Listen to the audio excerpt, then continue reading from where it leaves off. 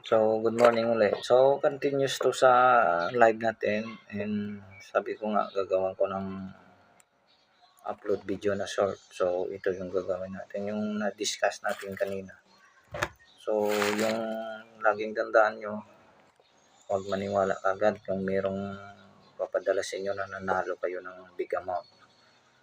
Kasi nadali ako doon na pati yung Facebook ko is pinasok niya. So, nanghalukay siguro kung merong makukuha sa akin. So, wala. Pati yung mga ATM, bali hinihingi na yon sa akin. So, huwag kayong magpapadala sa mga big amount or nanalo kayo. So, laging tandaan, huwag maniwala agad pag merong hindi nyo kilala or sa Facebook, mga messenger dyan, magpapadala sa inyo na nanalo kayo.